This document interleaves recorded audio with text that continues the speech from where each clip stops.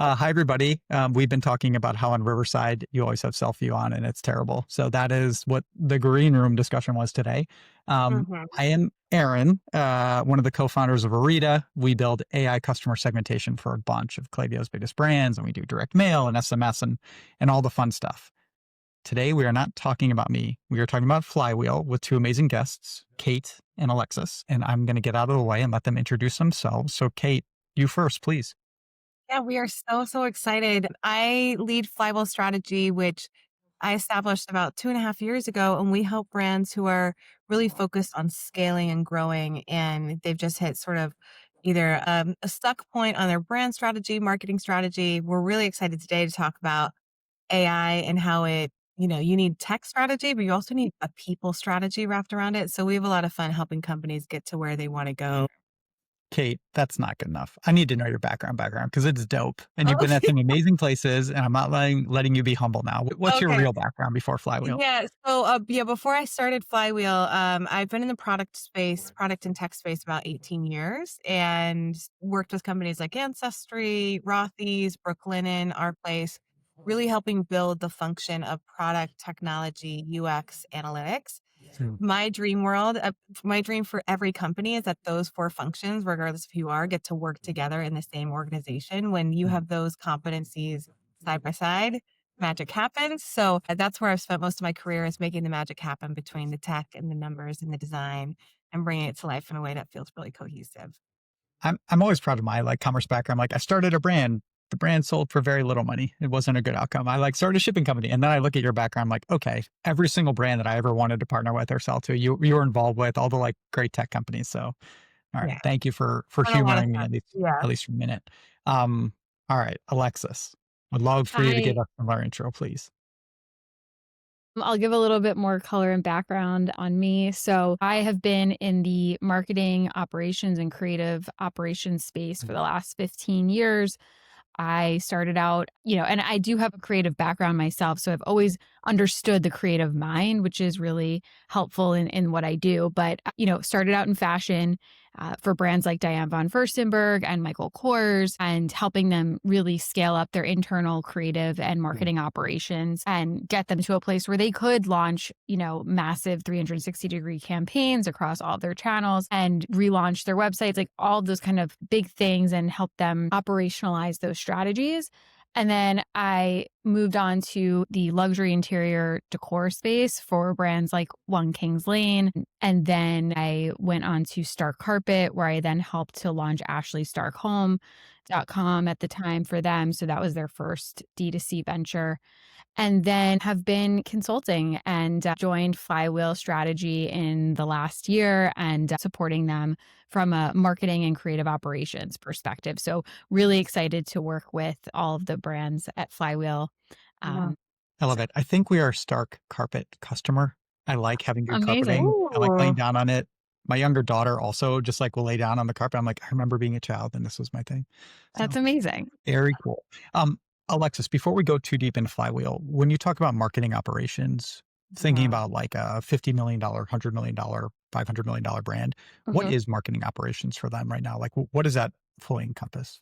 Right. So it's kind of that those internal processes and procedures and ways of functioning and operating on an internal level. And it's really kind of like what's powering all of the things that you see on the outside and that are going externally to your consumer across all of your channels. So it includes print and digital. And it's just that way in which you are powering that strategy and operationalizing that strategy that your marketing team has to then give them the output that they're looking for. So, deliverables, results, all those things, it has to be powered internally. Yeah, It's that. actually, kind of like actually getting things done, which, for my Yes. previous discussions with Kate is what Flywheel is all about. So I follow. Yes. All right. You guys have amazing backgrounds. I'd love to get a better sense. And maybe, Kate, we can start with you, but Alexis would love for you to chime in. How does experience working with such big, amazing brands inform Flywheel and your current strategies? Yeah, it's really interesting because and I don't think this is a surprise, but no company has it all figured out. Like every company is struggling In lots of ways. I like to think of companies as like actual people, like they have their own living, breathing personality. They change over time.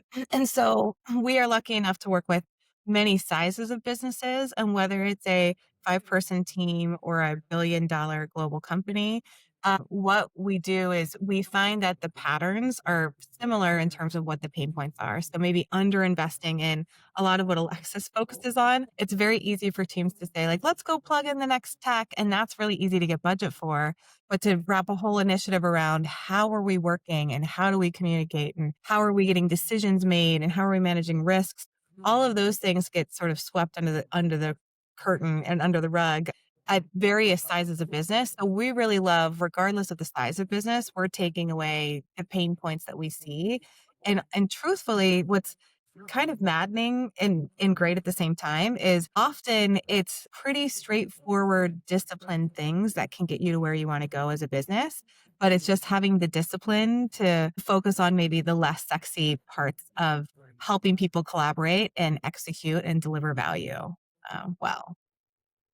I don't know, Keeping Alexis, if me. you agree or Yeah. disagree with Yeah. that. Jump on Alexis. I think what I have a ton of experience in building these back-end systems with amongst team members. And the biggest thing is like, you could have the best ideas in the entire world. You can be the most creative team. You can have the best strategy, but if you don't know how to actually operationalize that and make that come to life, and then also do it in a way that's sustainable and scalable every single day. And so you're not burning the team out. That without that, you don't have the ability to really scale or grow and get the results that you want. So, working for companies like Michael Kors, multi-billion dollar brand, you very high volume of campaigns, lots of assets, lots of stakeholders.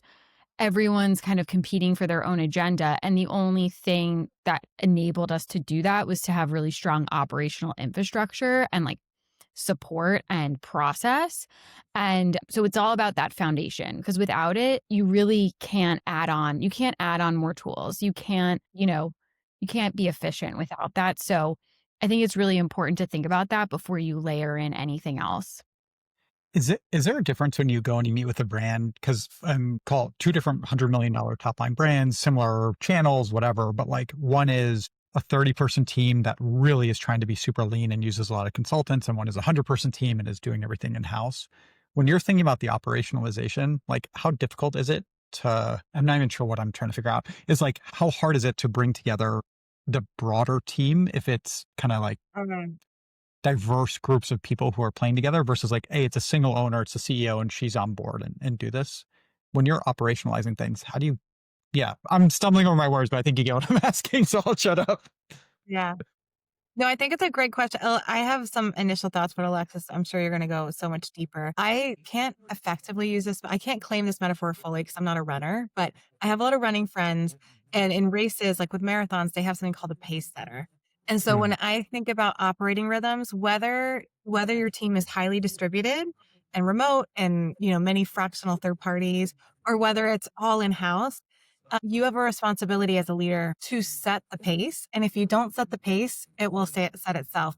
And I'm not even talking about the speed at which how work gets done, but truly how it's actually coming together. So for runners, you have a pace setter who's holding a sign saying, hey, if you want to run a 7-minute mile, follow me. And this is how we're going to do it. I really see the operational rhythms, regardless of how distributed or centralized the team is. If you're not intentional about how you want your team members connecting, clarifying, communicating, finalizing details, it's going to be messy. So I find that the techniques and the methodologies work and are just as needed in both cases. Like it would be easy to say, or tempting to think like, oh, it's so much harder when everybody's really distributed. But if you as the leader of the organization or the leader of the department are saying, this is how we get things done, whether you're plugging in as an agency or whether you're plugging in as my team member, they tend to actually, I find, really appreciate some sort of like rhythm and structure and foundation that they know everyone is working within. So Wait, I need to use my executive coach. So we'll have a separate discussion about that. I love the framing of pace setter. Alexis, anything you want to add or divert? Yeah. I mean, I kind of think about it in the way that I think about projects, like whether it's a massive project that has hundreds of pieces of content that you have to create, or whether it's just like something really small. Regardless, it's the same process and it's the same foundational approach. It's like, what's our problem? What's our objective? how do we set that project up? And I really, and how do we kick that off and execute that from start to finish? I think about it in the same way when you're building out your system for the team, like whether it's a massive company and team or it's super small. But the one thing that I do think people forget is like, can't force, you don't want to create a system that is not conducive to the way that the team is actually structured or what they're actually capable of. Like you have to take in all of those like human components into account because, a tiny little startup team is not going to be the same as a multi-billion dollar brand. And so like their approach is going to have to, be tailored to what their needs are. And you just have to be mindful of that when building out those systems and communicating it and then implementing it across the board. I'm curious if you could share kind of like a how-to audit. So I introduce you to a brand. It's a good company. They've got channels, whatever, right? Like they're in business. They're for real.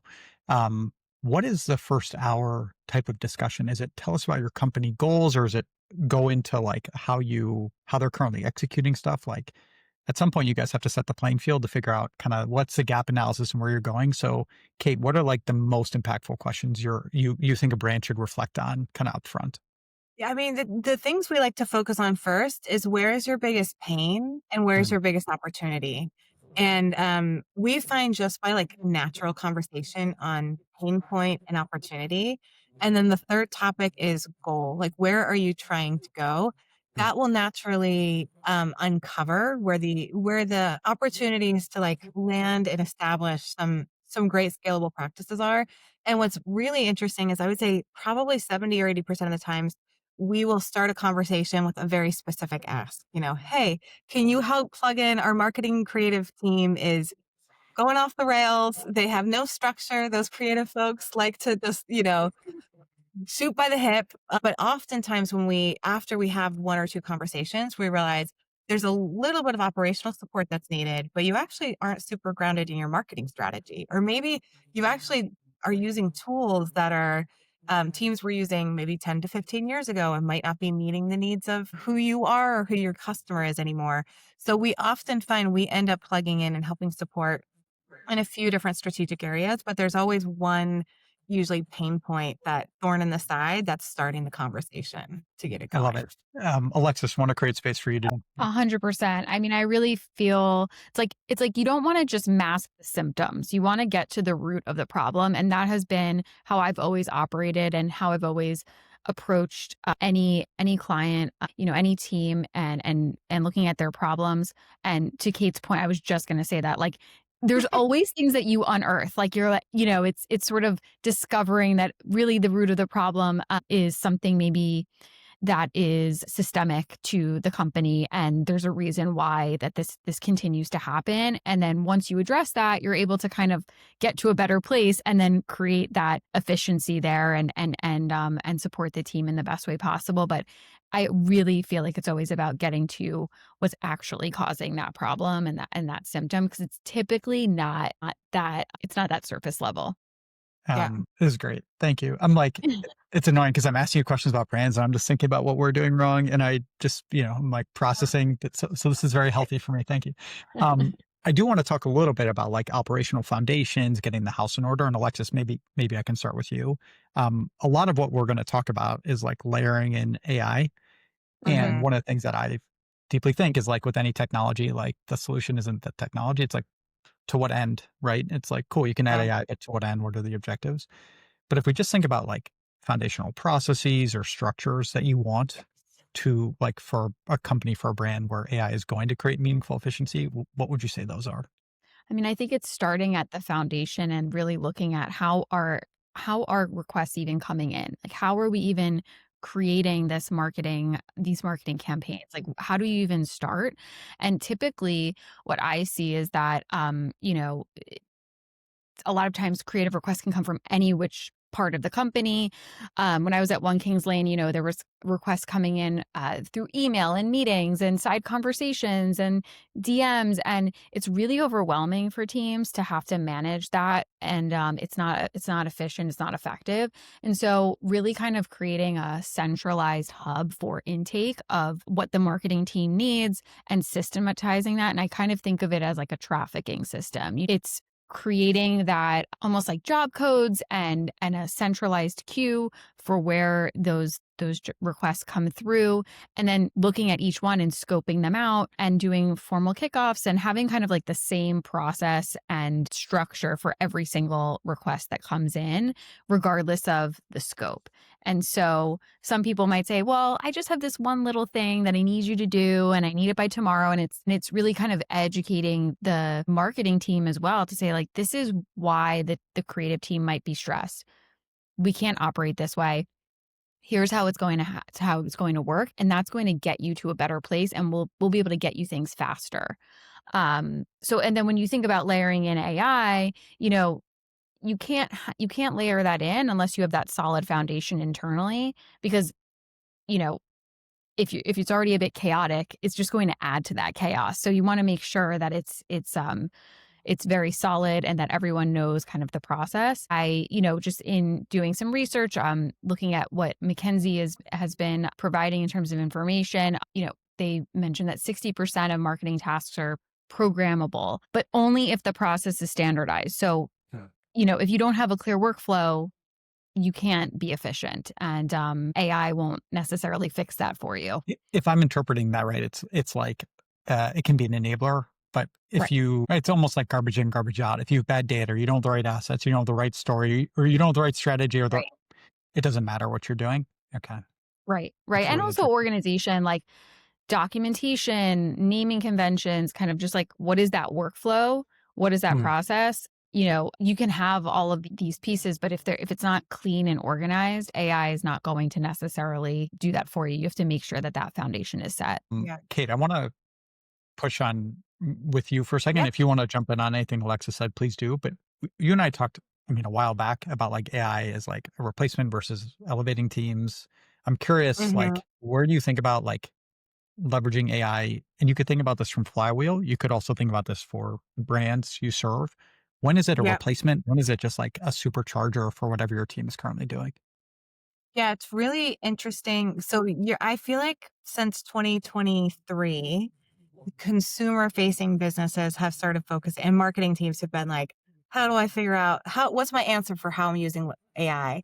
And just year over year, 2024 to 2025, it's increased. Marketing teams are now saying at like 74% usage of AI versus 30% last year. So it's now the norm. However, and in some of those ways, it's really great. So, I think one of the things that we've been seeing as a trend is the majority of the time, 80 to 90% of the time, marketing teams are making some edits to AI enabled actions before they actually go live. So they're saying, hey, let me have AI write the copy or create the creative or create the segment, but let me jump in and take a peek and actually add my human insight into it before it goes live. And I think that's a great example of how to really unlock the value of AI, you still need that human component somewhere in the process. And to Alexis's point, if you don't know where in the process you're introducing it, it can be really tricky.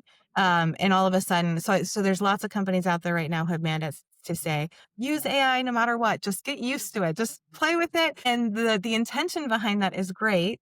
But if you all of a sudden, if someone's using it at the beginning of their copywriting process for emails, and another person is using it only at the end, and, for different marketing channels, you're going to end up with very different marketing messages that are going live. So you need that unifying moment to say, how are we actually going to market? And does this make sense? And is it accomplishing the goals that we set as a business?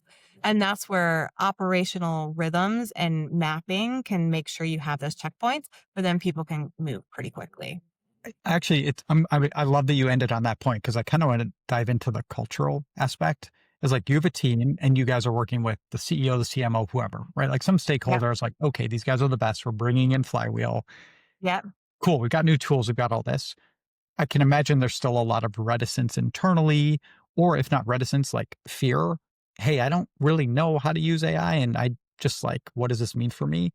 How do you think about like bringing a culture along, or like bringing a team along where it's actually, you don't just have like an AI czar who's doing one thing, but this is actually embedded into the workflows?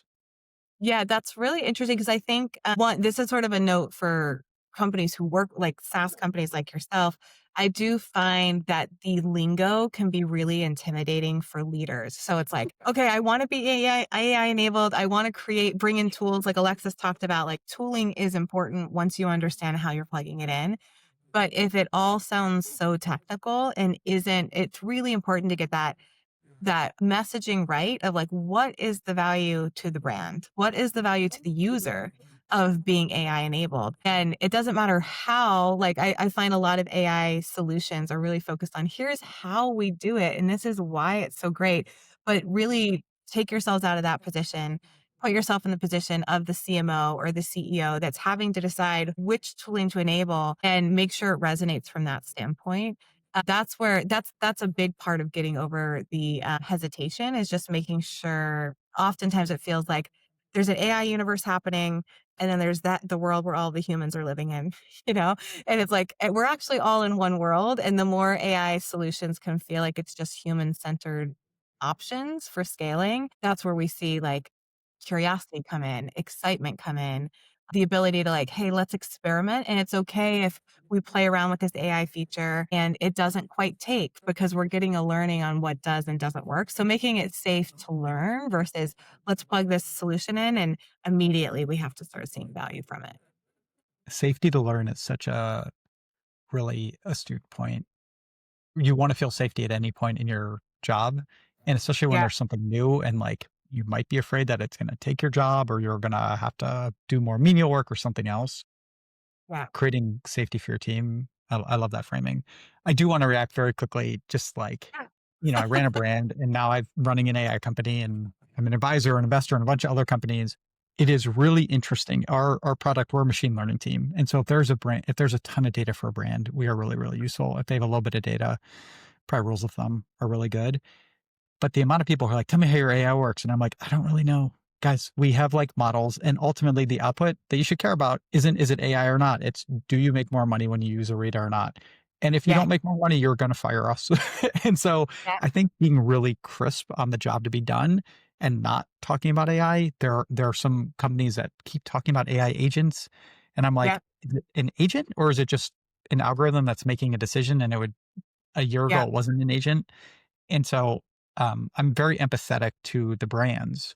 And it's not Hmm. just the CEO or the CMO, it's the director of CRM, Team. or it's like a junior account manager whose job is to make that number go up.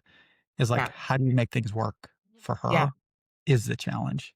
Yeah. I love that you call out the agents component because especially in the commerce space right now, it's flying around everywhere. And I think that is one specific word that's creating these two separate universes of consumer led companies are like, I don't know what that means or how it plugs in, but it sounds like robots. And I don't know how to actually make that work in my universe. And so I think just language is so important. And to your point, I love thinking about what's the job to be done. And is this job being done more effectively, at higher quality, at higher speed, and is it unlocking my team to be able to do more advanced work? Mm, Let's get the more manual, the more tedious, the more repetitive work into the hands of algorithms, mm. and then let's have that merge into the more advanced decision making that our team members are going to do in terms I of mean, what's going to market. it's analogous to a CS team that answers every email with an email Yeah, versus a CS team that answers every email with an FAQ, which means you write a really great response that you can now put into a knowledge base that is shared. It doesn't need AI, but it's creating yeah, leverage. And when you use AI for leverage, then you get to go do harder, more complex, more impactful work. So, yeah. okay. I think that's great. Um, Yeah, cool. We're not all going to lose our jobs tomorrow to yeah. AI. We're, Love we're it. all Thank you. hopefully we'll be in this. Another No, go One ahead, other please. thought just on that losing the jobs piece. I was at SF Tech Week back in October and I was catching up with someone at an event. And one thing about the AI zeitgeist right now that really feels familiar to me is like when the iPod came out and it was like, oh no, CDs are going to go away, records are going to go away, and they did go through a lull. They're actually coming back now, which is kind of fascinating.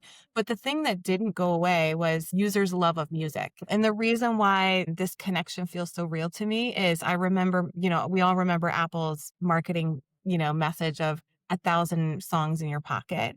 And that just seemed crazy. We used to have CD sleeves that we would take in the Mhm. cars and And it was like, how could this be possible? One, is it possible? And two, if it is possible, this is going to change our world maybe for the worse. But in AI is talked about in the same way. You can run 1,000, you can get 1,000 messages out to customers and the right customers with no one taking a look. How could that be possible? And that's got to mean something bad is happening if it is possible. But I just love that we have an example in the not too distant future, past, where technology disrupted how things were done, but it still kept the core of now we can listen to so much. The music industry is so much more diversified than it ever was before. So it actually disrupted in a way that we're all accessing much more than we were before. You're able to get much more personalized content. And even if it's Yeah. mediocre right now, it's getting better and better. To be Yeah. fair, I spent a lot of money on Spotify. I could have just bought K-pop Demon Hunters one time and like been done, but this is a different Here we discussion. are.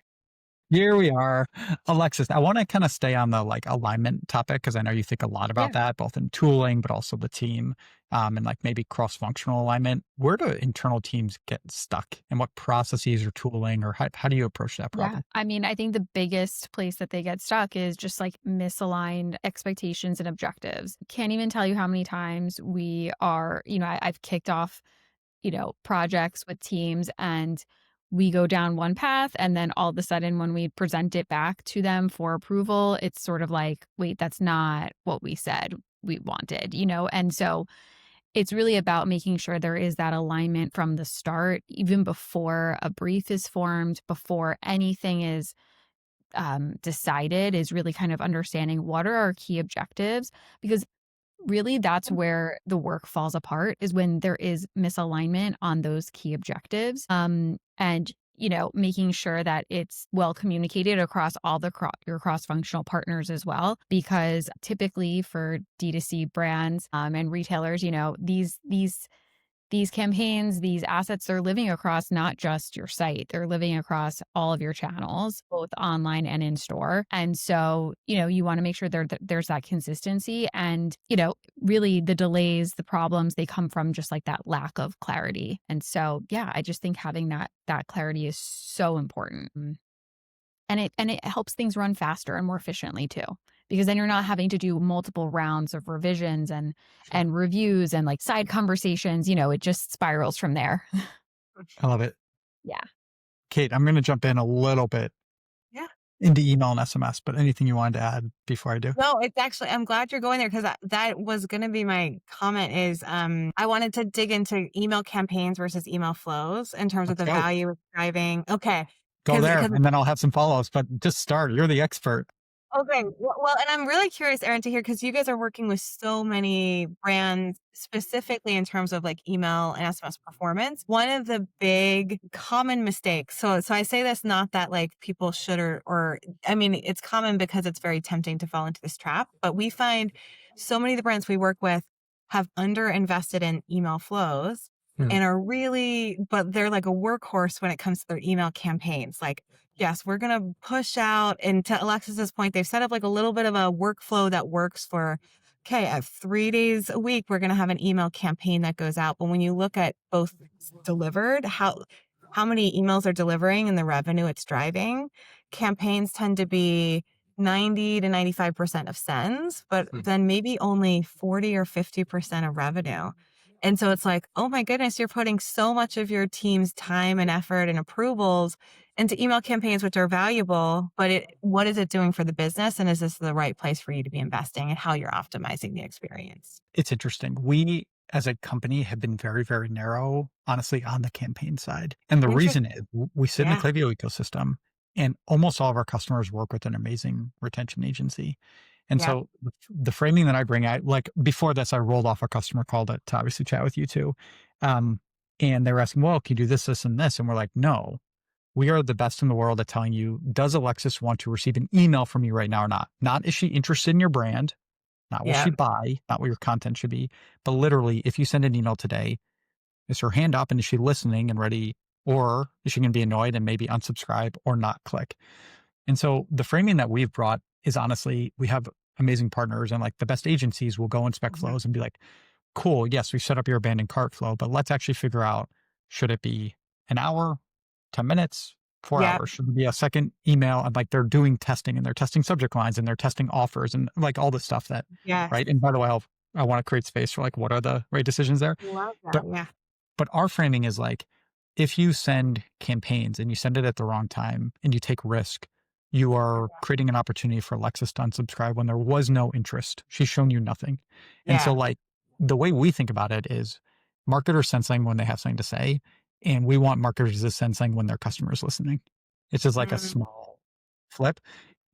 If you do campaigns better, Gmail likes you more, your flows inbox better. If you do yeah. campaigns better, you have fewer people who have unsubscribed because they were annoyed and now they're around. And when they add to cart, now they can get your flows.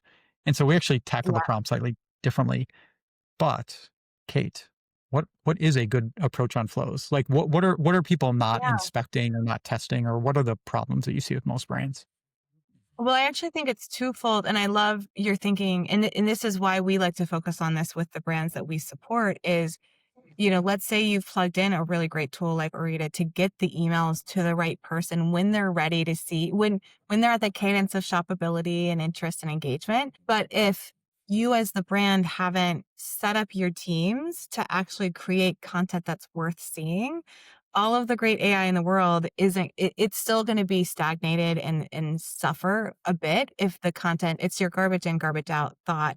And what we see is teams don't mean to be creating garbage in. They get into, this is where the pacing metaphor actually works against you. They've just gotten used to this mechanism of, well, we set up our flows a year and a half ago. We don't need to check on them. They're driving so much revenue, so they must be doing great. But we need to keep sending on email campaigns. And the thoughtfulness that Alexis, I really liked how you focused on this, Alexis, like the thoughtfulness of what are we trying to say as a brand? Why are we sending this message? And let's make sure the content is really mirroring how we want to be building this community, how we want to be highlighting what we're bringing to market.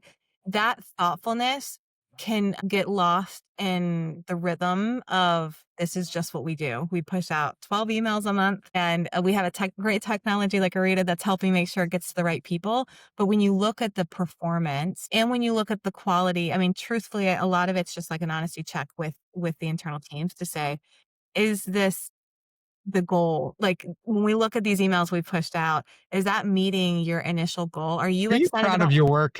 Yeah. Is this what you want to be known for? It's not terrible, but it's not great either. It's living in that sort of average for the sanity of hitting a timeline, hitting a cadence. And also I feel like putting some pressure maybe on tools and technologies to, well, we'll get something out the door, but Arita is going to be the thing that's actually going to 2 or 3x the revenue on this, which I think is, it puts everybody in the ecosystem in a tough spot. The user, the brand, the technologies, everybody struggles when the content piece isn't coming to market in a really strong way. Alexis, Yeah. anything you want to chime in on the flows front? Or? Yeah, I think it's just about making sure that there is kind of like a one centralized or kind of cohesive ecosystem of that system internally.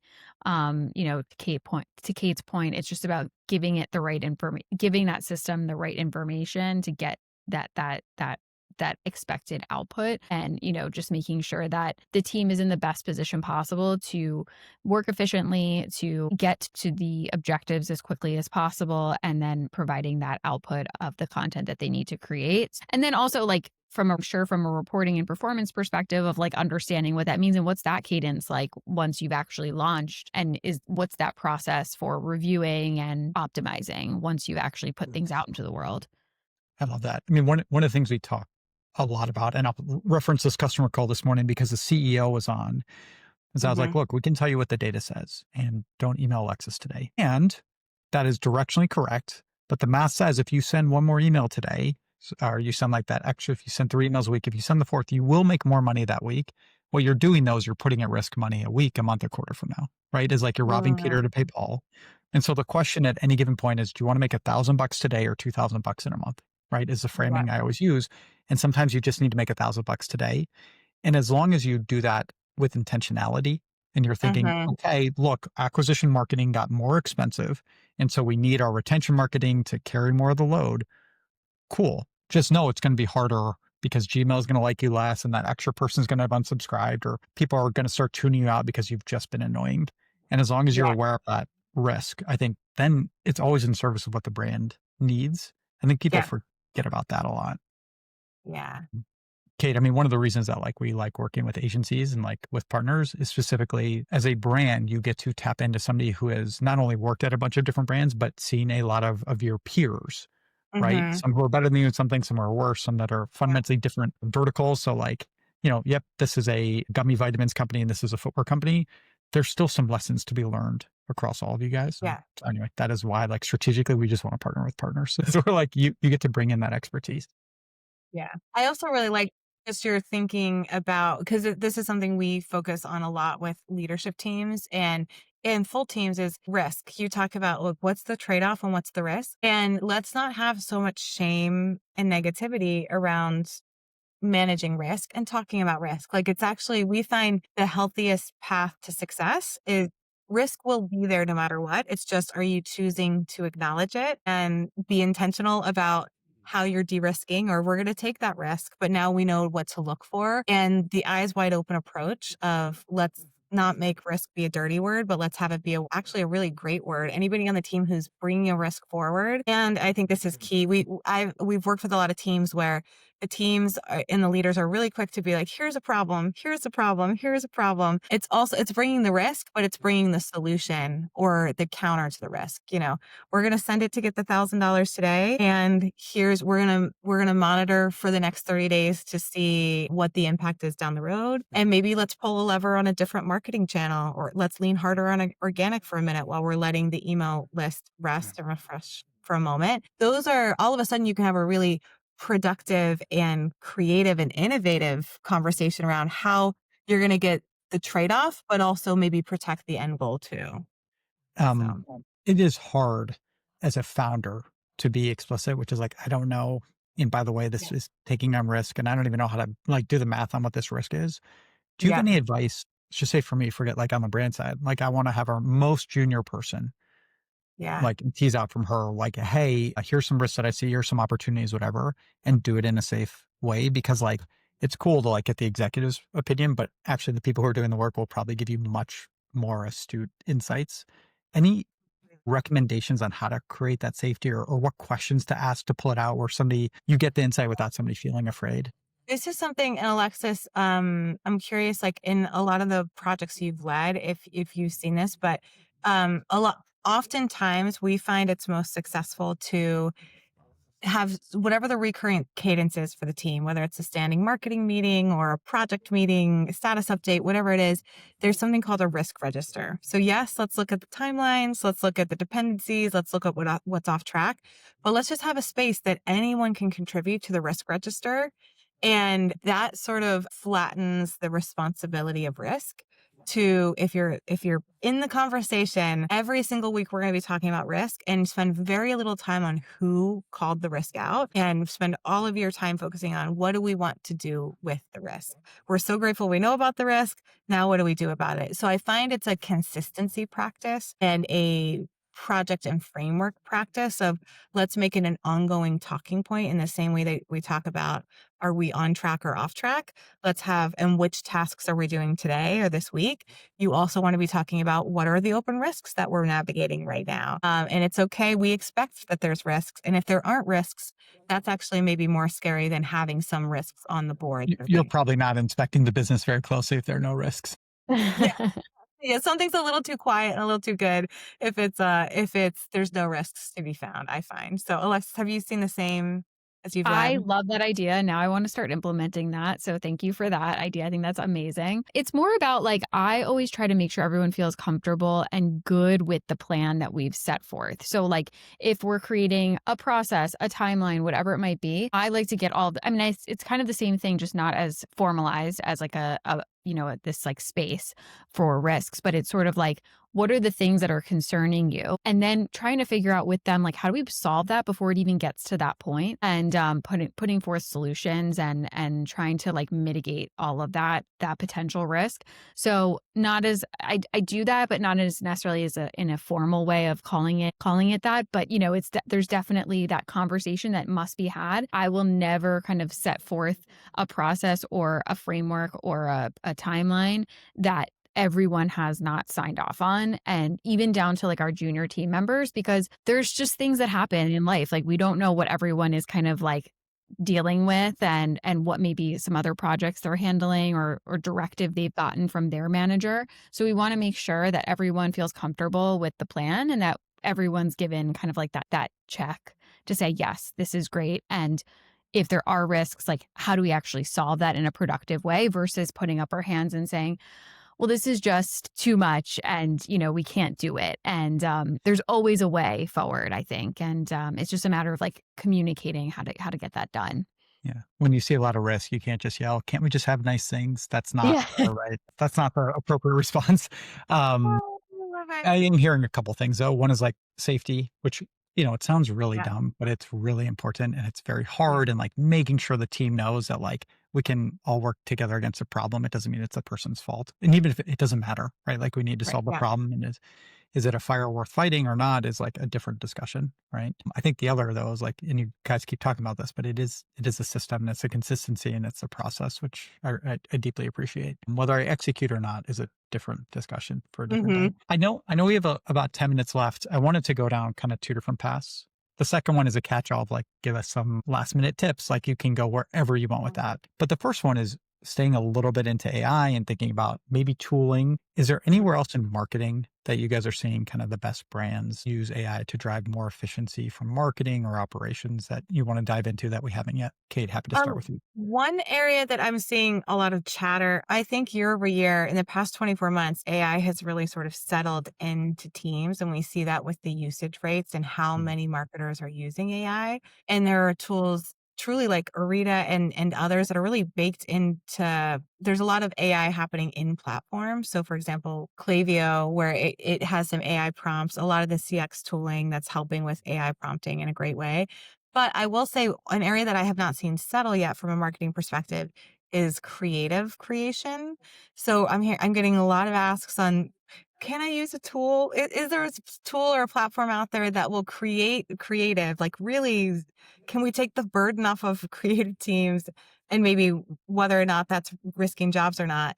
I'm hearing that ask, and I have seen lots of tools in the marketplace, but none that have brought the quality, the consistency, and the reliability that you would really need. So I'm really interested to see in the next 24 months, is that going to be an area of true content creation, not just messaging, refinement, audience segmentation? Will we find some enablers there? Or is that truly going to be a space that you can't, it's an art, and there's not a machine that's going to be able to produce that level of innovative messaging and concepting that is so important for the marketing world. Yeah, I was going to say that like kind of just that in-tool functionality I've been Oh, yeah. seeing a little bit more like with Shopify, for example, like writing product descriptions. Like that is something that I think would be, it's a massive gain for a lot of companies. And even though, yes, you want to make sure that, your copywriter is giving it that like seal of approval and it's on brand and it all sounds appropriate and all the information is right. Like if you think about having to manage thousands of SKUs, for example, if you're a major retailer, what an amazing, tool to have at your disposal to kind of just alleviate all of that from the team. So I think that there's things like that I think are creating a lot of efficiencies, which is helpful. I think we're also seeing that with like Klaviyo and Klaviyo AI and all their tooling, right? It's the same thing. It's Yeah. very hard to build an average model. If you build something average, it's not perfect for anybody. But if we don't think about it as replacement, but more as efficiency, the ability to spin up 10 different journeys or 100 creative opportunities or options is really worth it. And then Kate, you kind of mentioned this earlier, is like, then yep, there's a human who's still like interceding to say like, yeah, is this really on brand? And that Yeah. all follows from like, is this really tied to the story that we're trying to land with our customers? And, all the scaffolding still comes from like, what is that core nugget? All right, I love it. I want to create some space. You guys have seen so many customers, so many brands, so many everything. I want to give a little bit of space for any last minute takeaways. And in a way that I'm normally wouldn't do, I'm open to you guys taking this in whatever direction you want. Could be a piece of advice from a brand, for an agency looking into 2026. Yeah. Alexis, I'm going to start with you. What else do you want to share? I mean, I think I still always drive this point home. It's, if you're bringing AI into your workflow, which I really, I think it's an amazing tool to have at your disposal and highly recommend it. I think it's about making sure though that you have your workflow right first and foremost, because you don't want to add to the chaos. You want to amplify and multiply that like clarity and growth. And the way that you do that is you start with alignment and then you can automate from there. So for me, that is something that I live and breathe by. I think it's so important. And, it's all about that clarity and alignment internally first. That was perfect. So, Kate, good luck with a little follow up here. I Anything you know want to that's add? going to be hard to follow. Yeah, I mean, I think what we're seeing is AI is embedded, which is great. And right now, especially December into January, we're helping a lot of leaders think about their 2026 plans. And in a great way, I feel like we're going into 2026 knowing so much more than we did in the past few years in terms of what's available, what are tools and technologies that can help, and how our team's starting to integrate in. So I really encourage leaders out there to be thoughtful about, I feel like you can create your 2026 planning with a little bit more confidence than the past few years have allowed us in terms of where do you want to put your dollars from a technology standpoint? How do you want to position your team? And like Alexis mentioned, it might require some pivots. Now that you're seeing where your team is tapping into AI and where they're not, take some time to think about what do we want to reset, restructure, repace as the norms and the expectations for how we work. That's where we're spending a lot of our time with the businesses that we work with. And then the other caution, because I'm seeing this especially with any teams out there who are like, how lean can we go? There is that mentality a little bit of like, now that AI is here, how can we boil it all down into AI will do most of the work? And I see this especially when it comes to copy and storytelling and marketing campaigns in particular. Like, let me just toss it into an AI tool to say, what is my BFCM message? And truthfully, like AI can, in Alexis's example on Shopify, it was perfect. It's great at a product description of, tell me exactly what this product is, but creating a visualization of what your life could be with a product or a service. That's something that we're just not seeing it be able to do what content strategy efforts can really do with those who are experts. So just make sure you're not getting too lean on the AI. You're plugging it in where and when it makes sense, and it makes sense to be as efficient as possible, but make sure you haven't lost the soul of who you are and why you're different in the marketplace. I love that you said lost the soul. I was literally thinking like Oh, really? brand is still, they're all the people who like bought some product on Alibaba and are reselling it or whatever, but like the real Yeah. brands and the brands that are going to sustain have a soul and there's Yeah. something really deep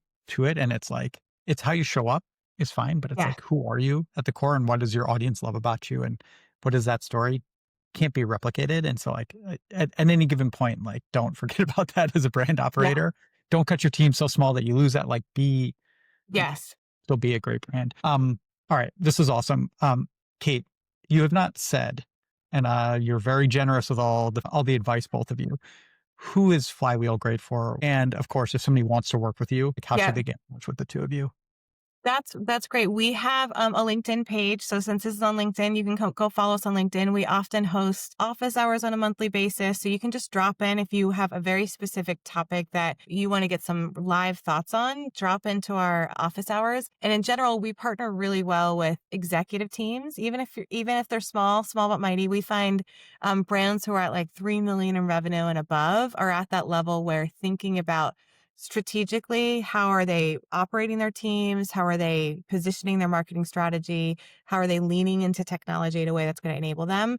Those are the 3 areas where we provide a lot of support in mapping out where do you want to be? How do we get you there? And do you need different team members, different technologies, different processes to make that happen? All right. Thank you both. I've stolen a lot of insights and a lot of your time this morning. So appreciate you Yeah, taking it.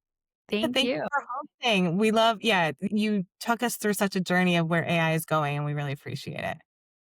So All much right. fun. Well, have a great rest of the day and have a wonderful holiday season. Sounds Thank good. you. Thanks, Aaron. Bye. Hi, I'm Aaron Schwartz, co-founder and co-CEO of Orita.ai. We build AI customer segmentation for some of Klaviyo's biggest brands like Oriana, Spanx, Caraway, Third Love, True Classic, Rem Beauty, and on and on. Brands come to us to help find untapped revenue, improve their click rate, drive away mean bots, and a bunch more. You can learn more or get a free customer engagement audit at Orita.ai.